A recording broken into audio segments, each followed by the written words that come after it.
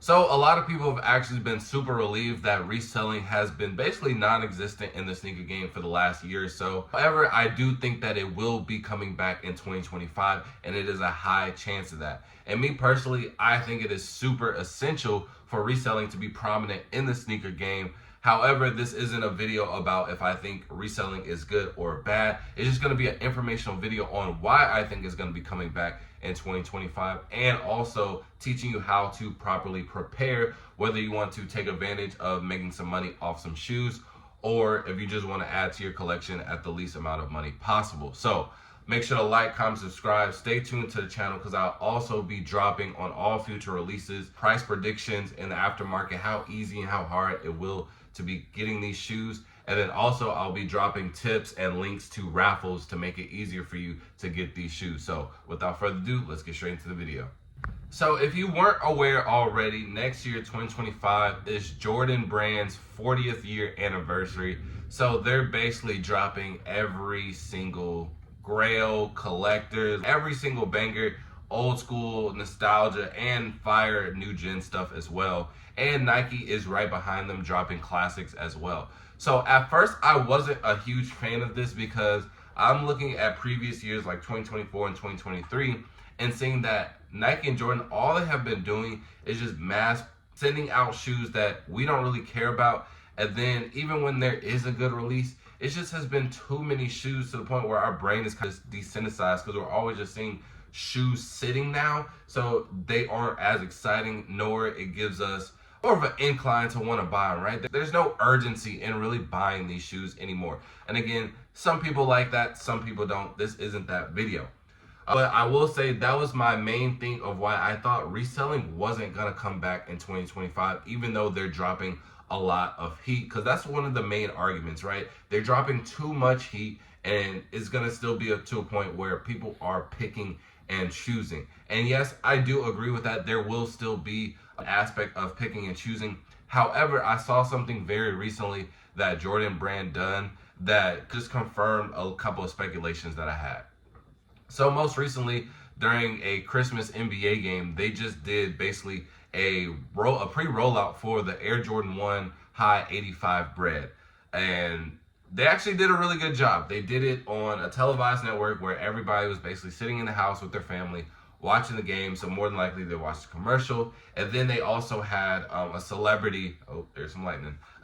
They had a celebrity also Fabulous post on his Instagram with the 85 breads going on. And they also had the band strip covering the shoes. And this is amazing because now it's giving attention to these shoes.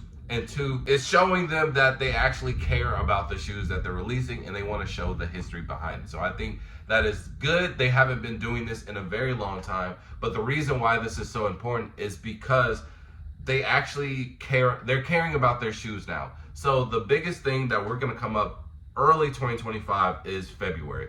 February is always notable for a jam-packed release because it's All-Star Weekend, you got Valentine's Day, and you got people getting their taxes. So throughout history, February has always been stacked. And for the last couple of years, majority of them sell just, again, because all of those aspects just fall into one. But this year is going to do the exact same because they have the Air Jordan 1 Reimagined. And if you do it by history, every Reimagined series, even the ones that were, mass produced, but it was a lot of stock. For example, the Air Jordan 4 breads, those had a lot of stock. And a lot of people were saying they were easy to get for sure. They didn't sit, they were easy to get, but then right after that price rose instantly. So I can see the same thing with these. They don't want any of their reimagined series to do bad whatsoever because that's kind of a series that they are prizing themselves on. And they actually done a really good job with all of them. The Lost and Founds were amazing. The best one actually. Then we have the White Cement 3s. Those are the most beautiful shoes I have. The Bread Forest, they were okay to me because I have the original and I have so many others. But they're not going to want this series to die down, especially when they have multiple reimagined series going through 2025. Now, another thing that I saw was the Air Jordan 4s, which is also a new series coming out in 2025. They pushed it back to April. It was originally supposed to come out on, I think, like either 14th or the 15th of February, right in the middle of a stack release. Again, 85 Hybrid, the Air Jordan 1 Reimagined, and then you have the Galaxy Foamposite and some other stuff as well. So they want space for all of these shoes to get their shine. Now again, there are still going to be some shoes that are going to sit and kind of part of a pick and choose aspect. But the most important thing is that Jordan and Nike brand, they are prioritizing certain shoes, which I thought was going to be the main issue, because we have shoes like the Air Jordan 4 Undefeated, where originally it was only 72 pairs, and this is the first collab Jordan. So that was my biggest concern. How limited are they going to make these shoes? How much effort are they going to put into making sure that we know what the shoe is, right? Because I love what they're doing with the Air Jordan bands. If some kid goes on Jordan Instagram right now, it has just a big block blocking the whole profile image, and they're gonna get curious on that, and then they're probably gonna ask, well, this is best case scenario. They're gonna ask their parents like, what's that mean? Like, did the Jordan brand Instagram get hacked? And then like, son, let me tell you about Jordan in 85. And then hopefully they get inspired, and then they're gonna want to go and get the high 85. So this is just gonna create a lot of demand, and this has already been confirmed as well. Nike is already cutting down stock numbers. So all this stuff in 2024 and a little bit 2023, demand is going up and the supply is going down. It is literally naturally only going to make sense for it to become an aftermarket, and reselling is 100% going to come back. So they've already confirmed it. I can post a link in the comment section if y'all don't believe me. They confirmed that they're going to cut in Dunks, Air Forces, and Retro Jordans.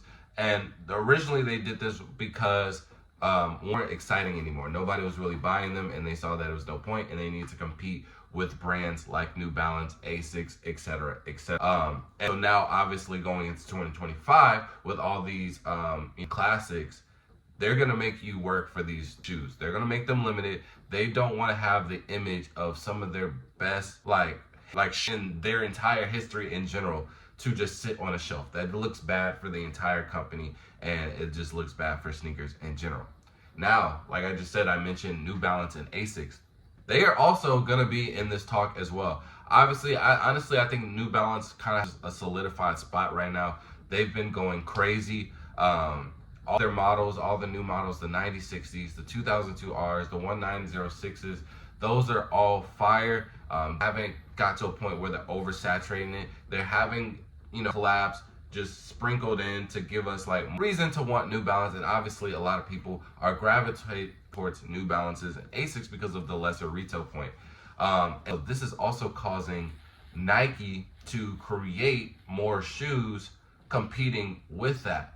Now, do I think that these runners that Nike are creating is going to have resale value? Probably not. However, I do think that's going to keep other brands like New Balance and Asics, and even Saucony, because they're on the come up as well, just be on their toes, because Nike is desperate for this #1 spot back, because they do not have it as of right now, and they're going to do everything. So that's just going to put a little fire under these, you don't say up and coming brands, because they've been up for like, but trending right now is going to spark a little fire with them, and that's the good competition that we need, to where it's a point where there's diversity in the sneaker game, to where everybody could kind of have their own style.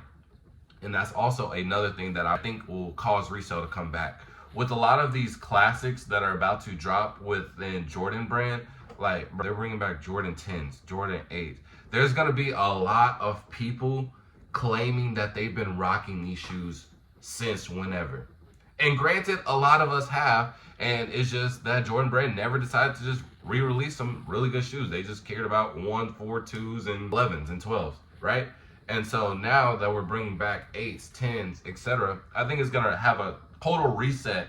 It's going to take some time for sure, but it's going to take a total reset on everybody, because now if you just kind of chronically online, right, you see every style is just, you can tell when somebody gets their style from TikTok. I'll put it like that. It was a point in time where, say 2016, everybody started emerging, trying to find their own lane, because more things were starting to be accepted in 2016. That was kind of like the outbreak here. And then we had, in 2016 to like 2018, 2019, we have everybody just going in their own lane, getting their own style, and everybody, to fashion. There's different styles. That means different shoes are getting more popular, etc., etc. Then 2020 came out, TikTok, boom, and everybody's style just became the exact same. And that has ruined the sneaker game because now it's basically TikTok kind of, not everybody, but the younger generation for sure kind of dictates what they wear. But with a lot of these older classics where that generation hasn't even been around, they're gonna come through, people are gonna be rocking them, and then these kids, they're gonna feel missed out. So then they're gonna try and buy in all these older shoes or just be a top on their game and try and buy all these models to try and keep up and say like, oh yeah, in on that. And if you think that's not the case, bro, historically speaking, you can look at any shoe. Anytime it gets popular, the OG, that's why the OG model on any shoe, well, that's one of the major reasons, on any shoe is the most value compared to its counterparts because everybody wants to go back and claim that they have the original shoe. So a lot of these things are just leading up to kind of a shift in resale. Now, I don't think that it's gonna be on every shoe. Again, 2025 is extremely loaded. But I do think that Nike and Jordan are going to prioritize certain shoes that are gonna 100% have aftermarket value. And I think this will be a transition that will take time throughout the year. But don't be surprised if a lot of these shoes are harder to get and eventually bring out the resellers again. Now, to the point where, well, how I prepare, how do I know which shoes to cop, which shoes that are gonna make me money, and how can I also prepare if I just wanna avoid all that? So let's talk about kind of which one is going to be the money makers, right? Now, again, like I said, they're prioritizing a lot of shoes. So any of the shoes that have a lot of history, you kind of got to do your research because I will say not every classic is gonna be, you know, a money maker. We kind of have previous examples. For example, the Wu-Tang Dunks, in theory, on paper, and again, it was another shoe where they did a very good rollout. And the marketing was good, and it's an instant classic, right? It was only like 200 pairs or something like that for the originals. But the thing with that is such a niche audience. It's only Wu-Tang fans and everybody in that generation. So I would say like 26 and up, and I feel like 26 is being very generous. But 26 and up. So that just cuts out just a huge demographic. But again, they did sell out, and they all do have some aftermarket value. I feel like it should be higher, just granted of what the history is. But then we also have a classic like the Legend Blue 11s, haven't been released in 10 years, and they're literally sitting on shelves right now. And it's also a holiday 11, which shouldn't even happen. So when I say these history shoes, for example, like Airport Undefeated, you got to do your research. So any time these shoes look out, make sure to kind of like, this shoe already come out before. Why is everybody kind of do your research? And then if you see, oh, this pair has only 72 pairs, then look on StockX. What is the original 72 undefeated? Why do I call them 72? Oh, because I have any stock. But how much of the undefeateds, how are they worth on the originals, right? So you can do stuff like that, and they'll kind of do a good gauge. Plus, a lot of these shoes, they're going to make limited, bro. They're going to make limited. I feel like any of the Reimagined series are going to make it hard to get, and there's going to be a lot of demand. I've already seen them come out with preview the Air Jordan 1 UNC Reimagines. That's going to go crazy on so many levels because one, the original UNCs, so here I'm kind of on the research, right? So the original UNCs, they came out in, I think 2015. Do not quote me on that. Y'all can let me know if I'm wrong in the comments. But 2015, they came out, nobody really wanted them. And then they got to the point where they were on outlets, right? Fast forward, I think this was 2017, 2018, Air Jordan 1 UNC Off-White came out, and this was basically the biggest thing at that point. So when these came out, everybody started going back to the original UNCs because one, it's the OG. Two, people claim that this UNC is better. See, that was what I was talking about earlier. People just try and claim that, oh, well, we've been rocking with this one. This is low-key better because now this is mainstream. So now they're trying to go ahead and be different, right? But, and then also, it was just a cheaper counterpart to the Off-White ones. And then it just had that vintage feel. Jordan 1s as a whole was doing big anyway. So that's when everybody started going back to those. And then that price spiked up huge. So for them to do a reimagined version of the original ones, that would be super fire. And I think a lot of people are going to gravitate towards that. And blue overall is just a always good selling color.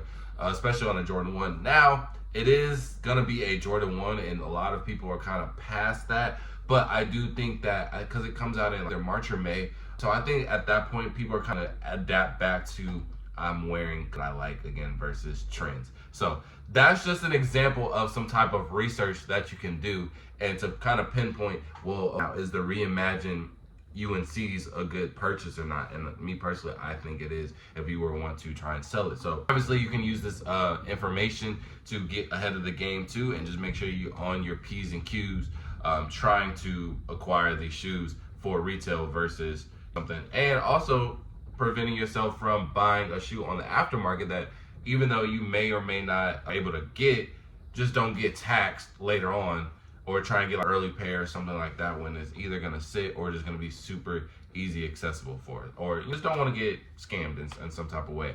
But also you can make sure to follow the channel because I will be doing predictions, and I'll be just including my reasoning why. And I'm not saying I'm some guru or anything like that, but I've been in the game for a really long time. I can kind of understand the prices, and just between like me and my homies and my little brother, they always ask me like, what do I think the price is going to be on this, or how do I think it's going to sit? And they literally say, bro, how you call it every single time. I'm not bragging. I'm not saying I'm guru. I will never sell them no type of course. I'm just saying that I'm going to be giving free games. So that's just another reason to be a part of the channel, man. So you guys can let me know what you think. Do you think that resale is going to be coming back? Do you think a resurgence of a lot of these shoes and models will cause that? Me personally, I wholeheartedly think so. I don't think it's going to be instant. I think it's going to take time through the course of the year, just kind of break down everything. There's just too many classics and grails that are coming back to the point where some is going to be one more than a couple of shoes where everybody is attached to this in some form. And also there's going to be shoes where Jordan and Nike prioritize making these extremely valuable to them. So they're going to make sure that they sell out. And then two is going to happen over time as these shoes come out. People are going to mold back into themselves and get right back to it. So I do think it's gonna be heavy. It's gonna come back for sure. There's gonna be some that sit though, so don't think it's gonna be just prime reselling. Don't think you're gonna be making a ludicrous amount of money on it, and don't think that every shoe that comes out is gonna be paying to get. So guys, just let me know your opinions in the comment section below. Let me know some more content ideas, and again, make sure to like, comment, subscribe. We are giving away free shoes and free clothes out to the homeless, and I also want to give some out to the viewers too as well. So just make sure that you are sharing it so I can be able to do these type of things, and it's greatly appreciated. So with that being said, Fo out. Peace.